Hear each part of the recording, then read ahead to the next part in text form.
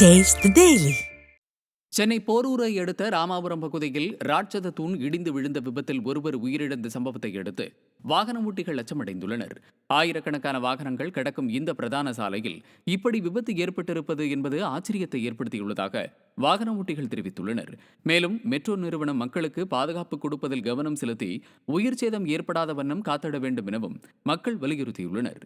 நிர்வாகத்திறனற்ற ஸ்டாலின் அரசின் அதிகாரிகள் முறையான ஆய்வுப் பணிகளை மேற்கொள்ளாததே இத்தகைய விபத்துகளுக்கு காரணம் என குற்றச்சாட்டு எழுந்துள்ளது. சிஎம்ஆர்எல் இன்எஃபிஷியண்டா நிறைய ஆபீசர்ஸ் இங்க வச்சிருக்கிறதுனால டாப் லெவல் ஆபீஸ்ல இருந்து யாருமே முறையா இங்க ஆய்வு பண்றது கிடையாது. முதல்ல ஒரு பாயிண்ட், இந்த இடத்துல ரோடு குண்டு குழிமா இது ஒண்ணு. ரெண்டாவது, பிளாட்ஃபார்ம்ல பொல்லாட்ஸ் போறதுக்கு உங்களுக்கு என்ன கேடு? ஹைவேஸ் டிபார்ட்மெண்ட் கேட்டா நாங்க சிஎம்ஆர்எல் ஒப்படைச்சிட்டோம், இது எல்என்டி நிறுவனம் பண்ணுது அப்படின்றாங்க. எல்என்டி நிறுவனம் வாசல்லையே இது நடந்துக்குது. இதை அப்போ எல்என்டி நிறுவனம் எவ்வளவு பெரிய நிறுவனம், இப்ப தரமற்ற இந்த ஒர்க்குக்கு என்ன பதில் சொல்ல போறாங்க?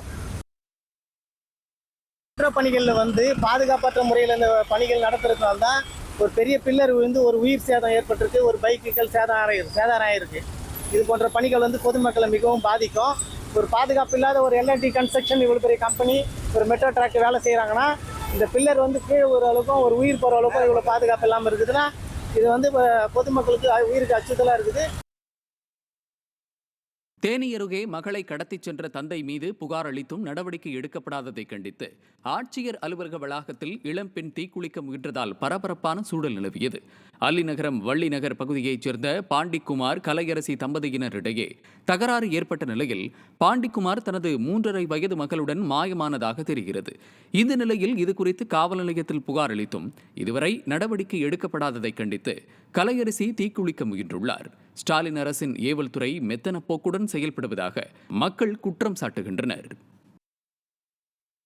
திருப்பூர் மாநகராட்சி அலுவலகத்தில் நகர பகுதியில் குப்பைகள் கொட்டுவது தொடர்பாக நடைபெற்ற பேச்சுவார்த்தையில் மேயர் மற்றும் ஆணையருடன் பொதுமக்கள் கடும் வாக்குவாதம் செய்ததால் பரபரப்பு ஏற்பட்டது. பாறைக்குழி பகுதியில் கடந்த சில மாதங்களாக மாநகராட்சி மூலம் தினமும் 20 டன் குப்பைகளை கொட்டி வருவதாக கூறப்படுகிறது.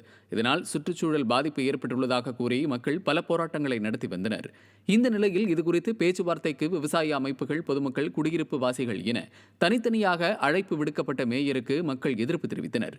மேலும் குப்பைகள் கொட்டுவது குறித்து நடவடிக்கை எடுக்க மேயர் மற்றும் ஆணையர் கால அவகாசம் கேட்டதால் ஆத்திரமடைந்த மக்கள் அவர்கள் இருவரிடமும் வாக்குவாதத்தில் ஈடுபட்டனர். திறனற்ற ஸ்டாலின் அரசின் அதிகாரிகள் பொதுமக்களின் கோரிக்கைகளுக்கு செவி சாய்ப்பதில்லை என குற்றச்சாட்டு எழுந்துள்ளது.